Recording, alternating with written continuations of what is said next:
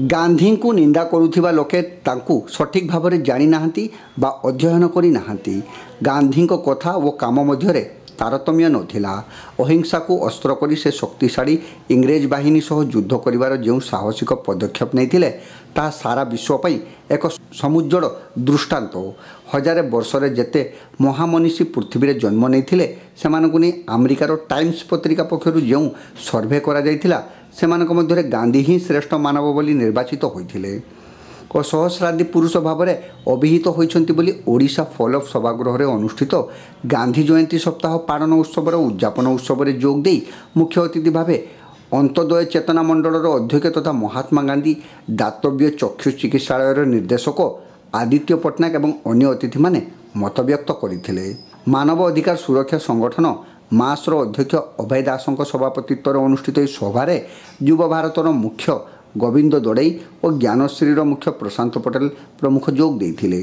ओडिशा फॉलोअप्र निर्देशक डी हृदय स्वागत भाषण देते। मासर सदस्य विजय दास अधिकारी श्रद्धांजलि राय और यार गांधीवाद और सर्वोदय विचार प्रचार अभियान संयोजिका प्रतिमा पंडा प्रमुख मंचासीन थिले एवं गांधी संपर्क में वक्तव्य प्रदान करते। शेष में साधारण संपादक देवाशीष पंडा धन्यवाद अर्पण करते। उर्दू कवि अजीम बालेश्वरी एवं मासर सदस्य मंजुलता बड़ कविता पाठ करते।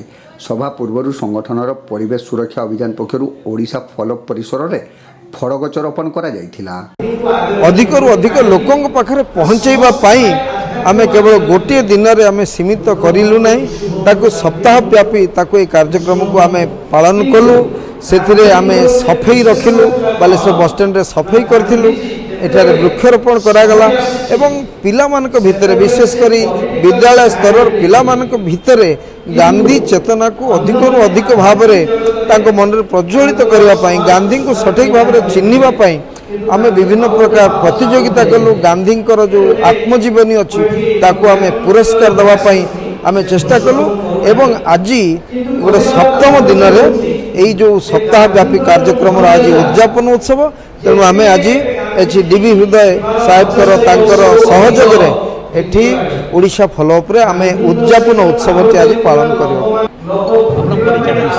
डी हृदय ओडिशा फॉलोअप अनुष्ठान निर्देशक आज कौन कार्यक्रम करा होची मास कार्यक्रम कौन उद्देश्य मानविक अधिकार सुरक्षा मंच अनुष्ठान तरफ ओडिशा फॉलोअप प्रांगण रे आमानकर अनुष्ठान रे जो गांधी उद्यापन जो पर्वटी पालन करा 8 दिन धरी आज दिन टी हूँ उद्यापन दिन।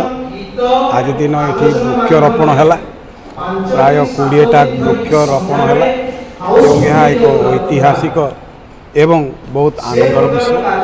आम बहुत खुशी जे मास एवं ओडिशा फॉलोअप अनुष्ठान मिसिकी एवं समस्त अवदान सदृश शांति सद्भावना समाज रे ई प्रकार भाव में आदर्श रे गढ़ी तोलिबो एवं प्रभु समाज रे जो संस्कार आवश्यक ताहा मध्य जेपरि हेई पारिबो सेतिपई एई पदक्षेप आयोजन आरंभ करा है।